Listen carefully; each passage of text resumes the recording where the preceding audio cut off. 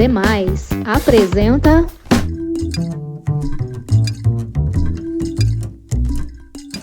Nossos Direitos, a informação que você precisa para agir. Olá, eu sou a Pamela Noronha e você está ouvindo Nossos Direitos, o podcast do Semais, que traz a informação que você precisa para agir em prol de uma sociedade mais consciente e feliz. Este é o nosso terceiro episódio e vamos conversar sobre monitoramento de projetos e garantia de direitos. Mas afinal, o que é monitoramento? A origem da palavra vem do latim e significa acompanhar o que acontece, advertir, aconselhar. Do mesmo radical nasceu a palavra premonição. Monitorar é observar, registrar e analisar de forma contínua o progresso de um projeto ou programa. Assim, é possível identificar problemas e encontrar soluções.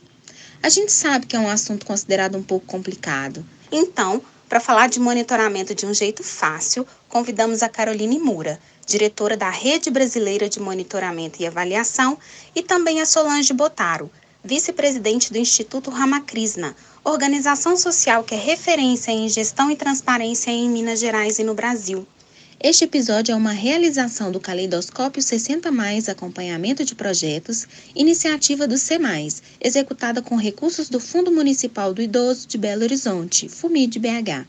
O objetivo é assessorar projetos de organizações sociais executados via FUMID-BH para o monitoramento das metas por meio de uma plataforma digital que é gratuita e acessível para toda a sociedade. Nossa primeira convidada é a Caroline Moura, diretora de Políticas Públicas na Fundação João Pinheiro e também diretora na Rede Brasileira de Monitoramento e Avaliação. Meu nome é Carolina Proietti Moura, tenho 41 anos.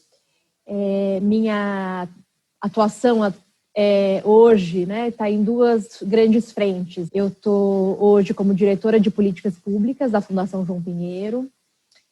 Dentro da diretoria, a gente tem um eixo, que é o eixo do monitoramento e avaliação, em que a gente executa avaliações para dentro e para fora do governo estadual, e também tem tentado formar pessoas do governo para atuação na área de monitoramento e avaliação, criando capacidades, tanto estaduais quanto municipais para a área. E a outra frente é a frente da Rede Brasileira de Monitoramento e Avaliação. Eu faço parte da diretoria colegiada da rede. Eu já estou no meu segundo mandato. E a rede tem essa missão de fomento, de aprimoramento do campo e de conexão das pessoas na área, não só no Brasil, mas também na América Latina e no resto do mundo. Por que é importante investir em monitoramento para avançarmos na garantia de direitos? Em tese, todos os nossos projetos, nossos programas, nossas políticas públicas, elas deveriam ser orientadas pelo monitoramento e avaliação para que a gente consiga saber se a gente está alcançando os resultados que a gente imaginou, E acho que a questão da garantia dos direitos entra nisso, A gente está conseguindo, garantir o que a gente pretende. O fato é que a gente ainda, principalmente quando a gente pensa em organizações menores, ou mesmo municípios, especialmente os municípios pequenos, que são os órgãos que estão mais próximos das pessoas, a gente ainda tem pouca capacidade de avaliar. É fundamental que a gente consiga estar atento, olhando para cada uma das fases das nossas ações, dos nossos projetos, para que a gente consiga saber se a gente está fazendo da melhor forma que a gente poderia fazer. A gente procura a origem da palavra monitorar, descobrimos que ela está mais próxima do sentido de acompanhar, aconselhar e prevenir do que fiscalizar e punir. No entanto, quando observamos o exercício do controle social entre os três setores, ainda percebemos que muitos entendem esse papel apenas como um lugar de denúncia. Como fortalecer a cultura do monitoramento como uma agenda coletiva para o alcance do desenvolvimento sustentável? Eu acho que parte desse problema é justamente a gente ainda não ter conseguido mostrar para todo mundo que participa do ciclo do projeto e do programa, não só a validade, mas o sentido da informação. Quando a gente faz E isso, quem atribui esse sentido, né? O gestor daquele programa, daquele projeto, né?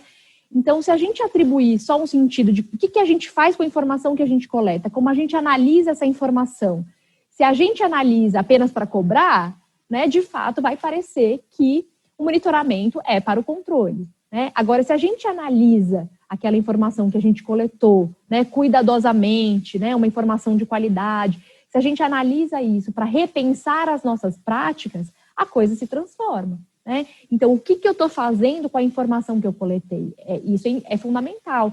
Como eu analiso, né? Como é que eu devolvo essa informação para as pessoas que estão participando daquela ação, daquela atividade, né? A gente tem trabalhado muito sobre essa prática da gente fazer processos de monitoramento e de avaliação que sejam participativos, né? Então, que perguntas que a gente tem, né? Não só que perguntas que o gestor tem, não só uma pergunta de prestação de conta, mas todo mundo que participa daquela organização e daquele projeto, que perguntas que a gente quer responder durante e depois que o projeto terminar.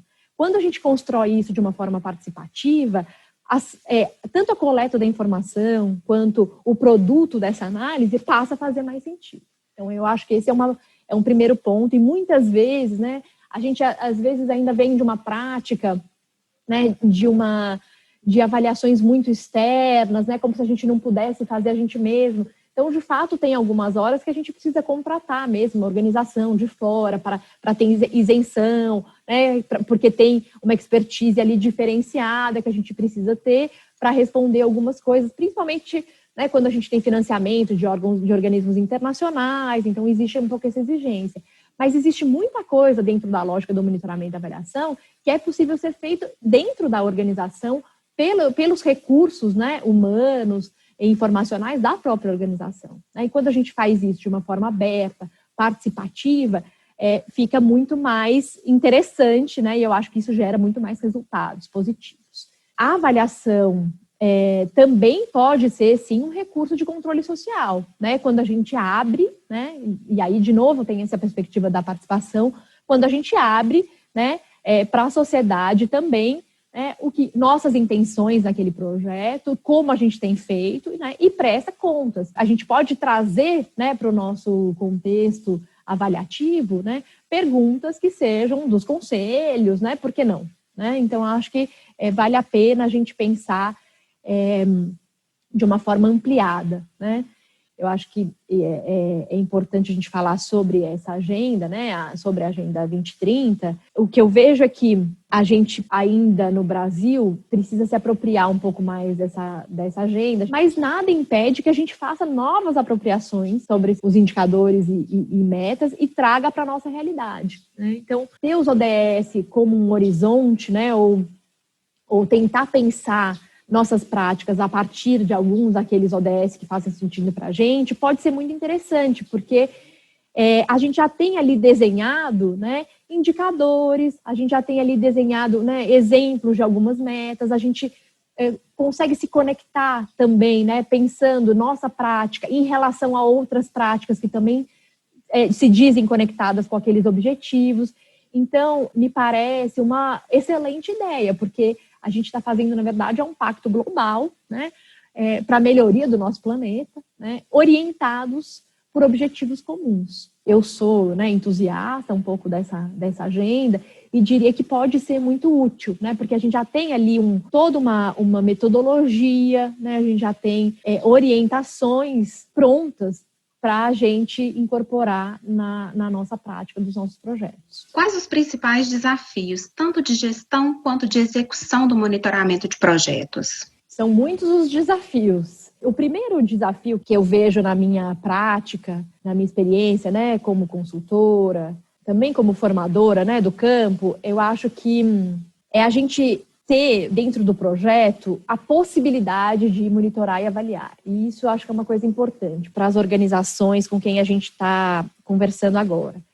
Se a gente não tiver um bom sistema de informação, né, ele não precisa ser chique, ele não precisa ser uma grande plataforma, um grande sistema informacional, ele pode ser uma planilha de Excel, mas se a gente não tiver um local em que a gente possa registrar nossas informações, e fazer essa informação girar, né, em todas as pontas que ela existe, a gente não consegue monitorar e avaliar. Ou seja, a gestão da informação, a gente tem um bom banco de dados dos nossos participantes, com dados, né, completos sobre ele, né, e formas de contato também. E se a gente não tiver a inserção, né, o registro sistemático, né, do que a gente está fazendo, das coisas que a gente fez, das atividades que a gente realizou, dos produtos que a gente concluiu, a gente nunca vai conseguir fazer um bom monitoramento e uma boa avaliação. Então, essencialmente, eu acho que a gente ainda,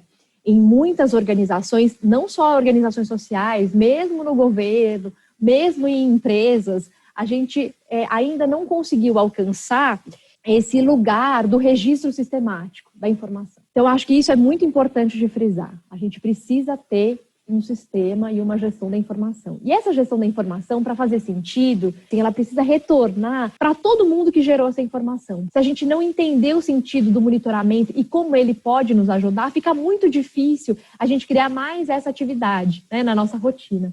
Para além disso, eu acho que tem uma questão que é do recurso, né?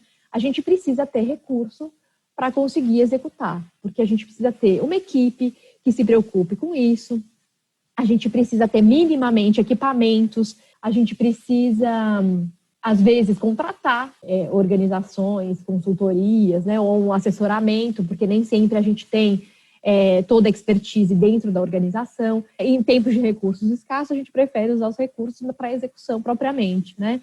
Mas é importante, porque, quer dizer, como que a gente consegue, inclusive, economizar recursos, né? Como é que a gente consegue saber se aquele projeto que a gente está fazendo, investindo aquele recurso escasso que a gente tem, está sendo realmente útil, né? Tá chegando no resultado e no produto que a gente gostaria e pensou, né? É com avaliação, é com monitoramento. Então, é um círculo vicioso, né? A gente precisa ainda, como eu sempre digo, irrigar um pouco a área, a gente ainda precisa contaminar um pouco, né, as pessoas para que entendam a importância do monitoramento e avaliação, para que isso seja também colocado dentro do planejamento e dentro das nossas prioridades. Como você avalia a cultura do monitoramento do Brasil? É uma prática já usual nos 3 setores? Quando comparamos governo, empresa e organizações sociais, quem está melhor posicionado quando o assunto é monitoramento e avaliação? Por incrível que pareça, ainda não temos essa prática bem institucionalizada, acho que nenhum dos 3 setores. É óbvio que o setor privado tem mais capacidade, né, e tem o interesse, né, também orientado, né, pela questão financeira, né, e é mais fácil para eles incorporarem, né, seus sistemas de monitoramento e gestão da informação, né, de um jeito mais célere, mais tecnológico, né. Então, obviamente, eu vejo que o setor privado tem uma capacidade maior e melhor, né, de realizar monitoramento de suas práticas. Nos governos, o que eu vejo é que existe uma diferença muito grande. Então, se a gente pegar, né, municípios de maneira geral, né, a gente ainda não conseguiu alcançar práticas efetivas aí de monitoramento com uma boa gestão de dados confiáveis, seguros, né? Então, porque a gente precisa ter recurso para isso, a gente precisa ter equipes dedicadas para isso, a gente precisa ter infraestrutura para isso, e nem sempre isso é possível. Aí, pensando na questão, né, governo estadual, né, o governo federal, a gente tem diferentes capacidades aí, um pouco melhores, né, comparando principalmente com os municípios, mas a gente não tem ainda em todos os estados, né, práticas sistemáticas de monitoramento e avaliação. A gente, no governo de Minas, já teve, a gente deixou de ter, a gente agora tem tentado retomar e pensar, né, a gente está nessa agenda, né, de pensar como fazer uma institucionalização de um sistema de monitoramento e avaliação que seja para todos os órgãos. Isso ainda é um desafio.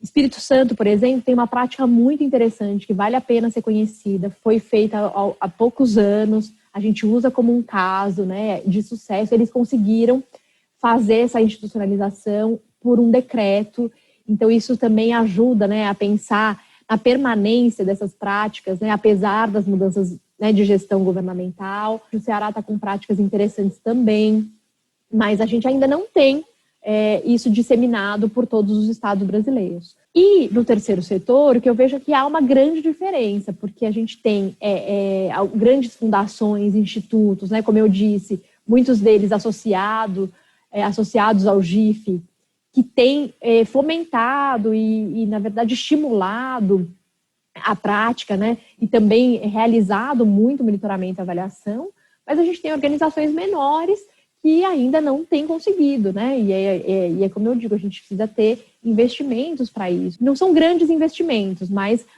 algum investimento. A gente precisa separar recursos das associações para que a gente possa investir num bom sistema informacional, né, numa equipe que seja, vamos dizer, não precisa ser muito grande, mas uma equipe dedicada a sistematizar essas informações, né, entendendo um pouco a lógica, né, desse sistema informacional e um pouco, né, entendendo que seria, né, uma prática de monitoramento e avaliação. A gente precisa ter, né, algum tipo de referencial aí para a nossa prática. A gente ainda não tem, né, um campo muito instituído em nenhum dos três setores. Como é a rotina de quem trabalha com monitoramento e avaliação e quais são as habilidades necessárias para se fazer um bom trabalho na área? No primeiro momento, acho que é importante que se tenha, né, alguma informação sobre o campo. Quem tem feito, né, monitoramento e avaliação e como, ou seja, tentar pegar inspirações aí, né, de outros processos. Quando a gente dá aula sobre monitoramento e avaliação,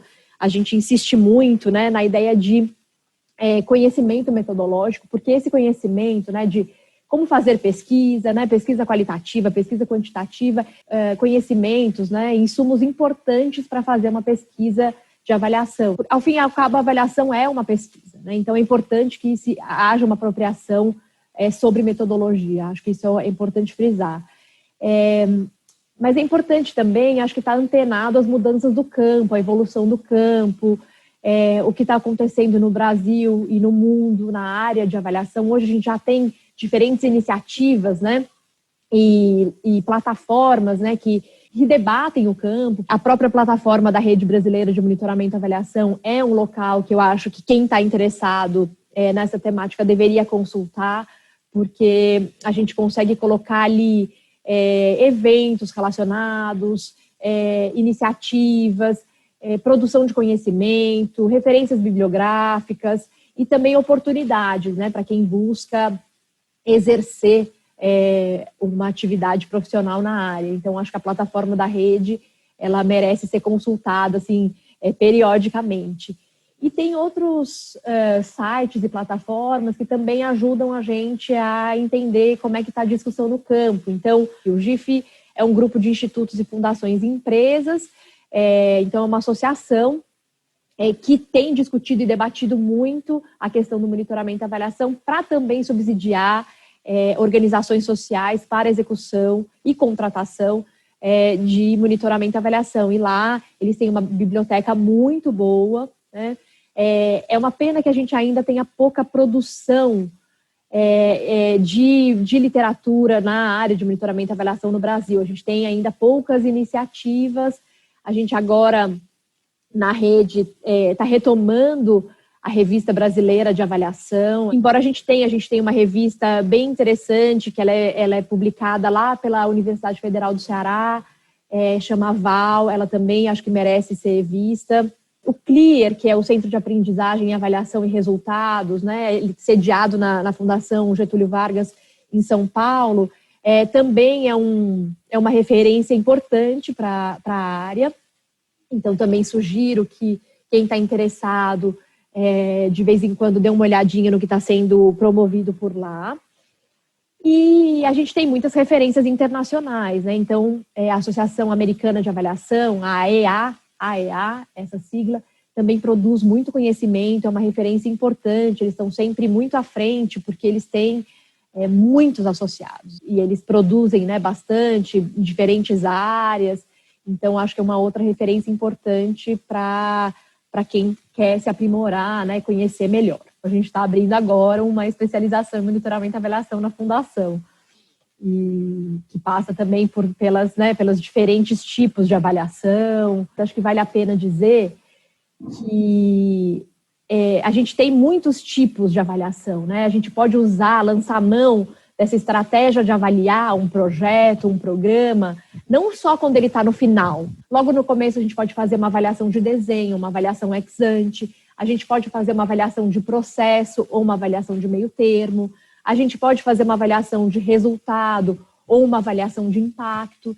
Então, é importante, né, para quem está nessa área, tem esse interesse, entender que pensar na avaliação, né, e o monitoramento está contido na avaliação, essa preocupação precisa existir desde a concepção do projeto, porque a gente precisa garantir recursos, a gente precisa garantir uma equipe que faça isso, a gente precisa garantir um sistema informacional que permita, né, o monitoramento e a avaliação. É preciso que a gente entenda, né, a prática do monitoramento e avaliação de uma forma bastante sistêmica. Quais as suas considerações finais? Eu vejo com otimismo o campo do monitoramento e avaliação no Brasil.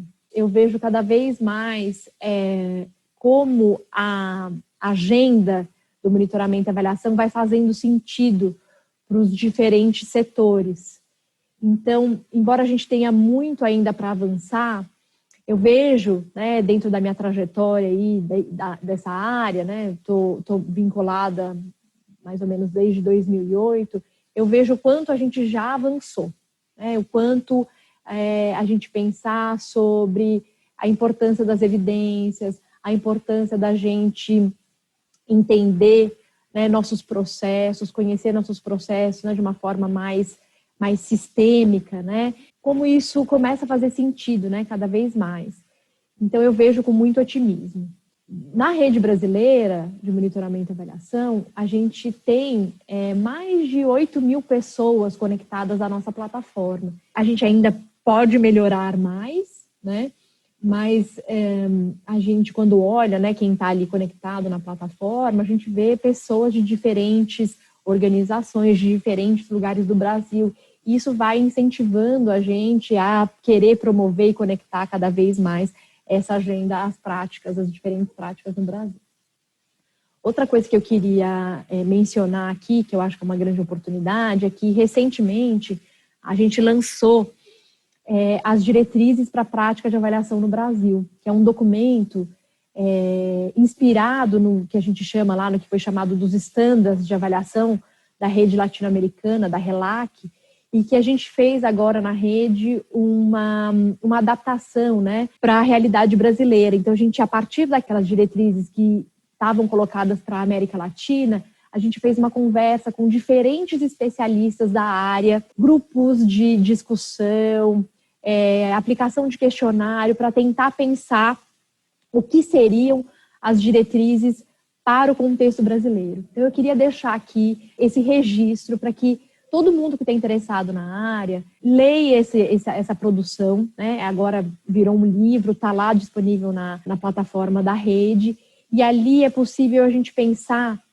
quais são os valores, né? O que precisa nortear uma prática de avaliação dentro do contexto brasileiro. Eu acho que ali são grandes orientadores para quem está interessado em atuar de uma forma integral e íntegra no campo do monitoramento e avaliação. Queria deixar essa dica. Nossa segunda convidada é a vice-presidente do Instituto Ramakrishna, Solange Botaro. Há 60 anos, o Instituto Ramakrishna desenvolve projetos voltados para a comunidade em situação de vulnerabilidade social em Betim e mais 11 cidades na região metropolitana de Belo Horizonte. Ele se tornou conhecido nacionalmente por ser autossustentável. O Instituto possui uma fábrica de telas de arame e o lucro obtido com a venda do produto é destinado aos projetos. Desde 2008, o Ramakrishna possui parceria com a Fundação Dom Cabral para aperfeiçoar sua gestão. Em 2019, pelo segundo ano consecutivo, o Ramakrishna recebeu o selo do Instituto do Ar Melhores ONGs, que leva em consideração critérios como a gestão e a transparência. Meu nome é Solange Botaro, eu sou vice-presidente do Instituto Ramakrishna, minha idade é 70 anos, quase pessoal. Minha formação é administração de empresas, tenho um MBA de administração de organizações de terceiro setor pela FGV e especialização pela Fundação Dom Cabral em desenvolvimento de liderança. Trabalho no Instituto Hormacris há mais de 40 anos, tenho uma experiência de terceiro setor em vários aspectos, né, em várias atuações.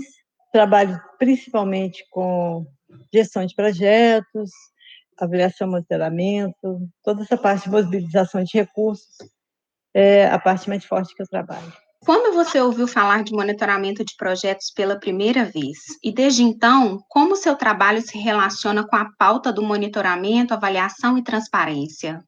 Nós temos parceria com grandes empresas e com parceiros internacionais.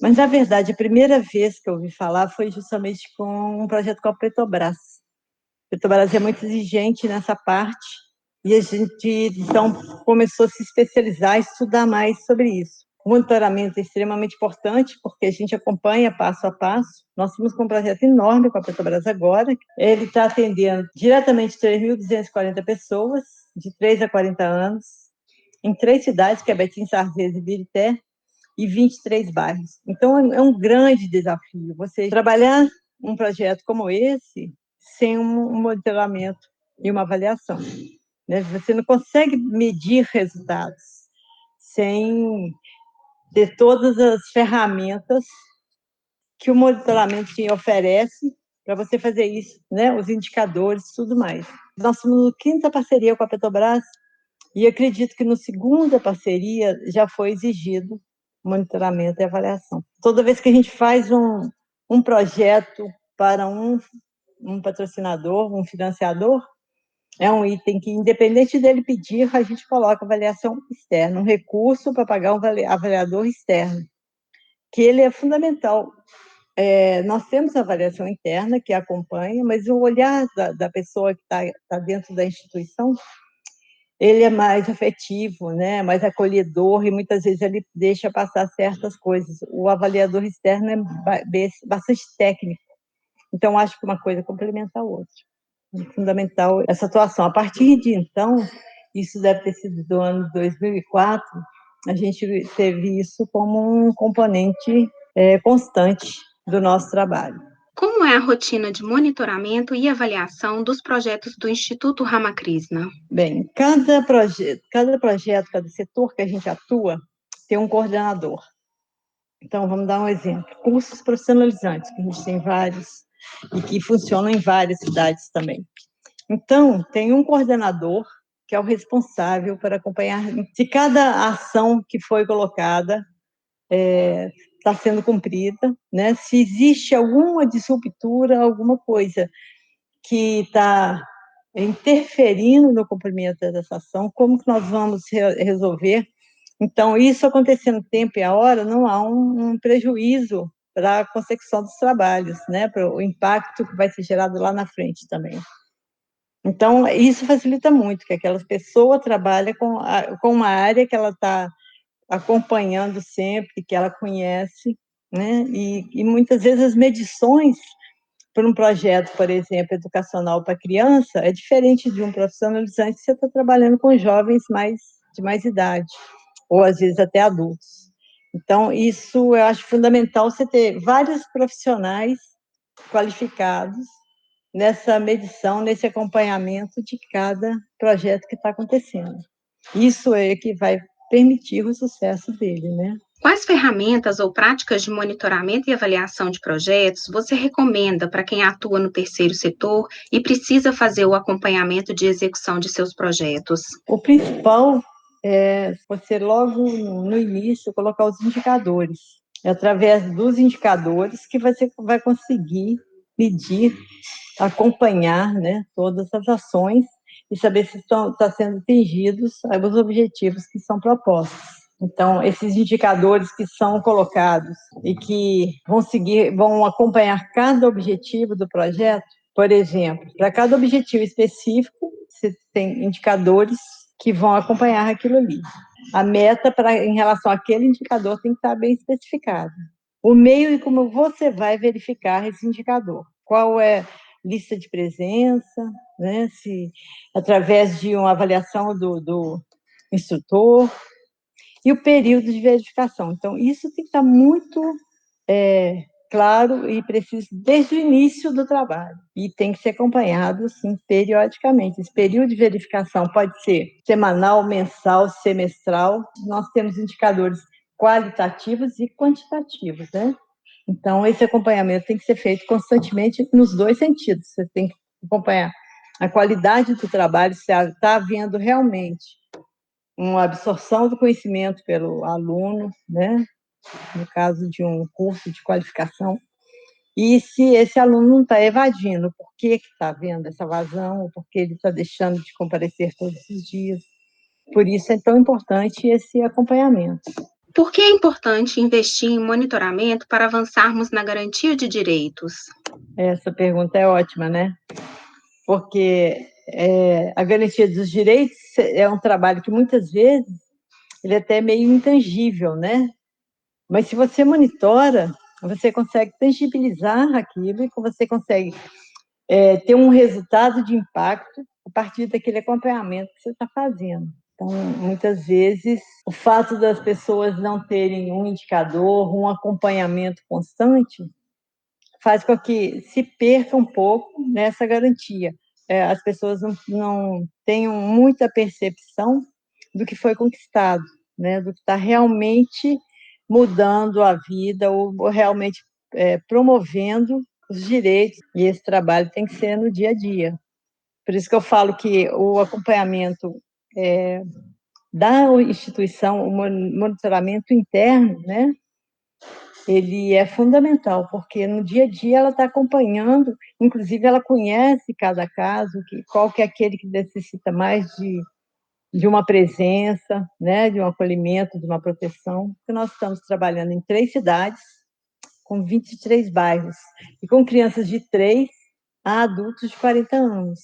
Quando a gente trabalha uma faixa etária muito grande como essa, o objetivo é realmente você impactar aquelas comunidades onde você está atuando. Então, tem toda uma coordenação de uma equipe, todo o suporte da nossa equipe aqui de Betim, que tem uma experiência muito grande. Nossa equipe é toda qualificada pela Fundação Dom Cabral. Então, a gente tem especialistas em várias áreas, prestação de contas, que é muito importante também quando a gente fala de avaliação de impacto, né, de monitoramento. Pessoas na área de projetos, tem na área de comunicação, tudo isso é um contexto que, somando, você consegue alterar as realidades e ter um apoio maior ainda das empresas financiadoras.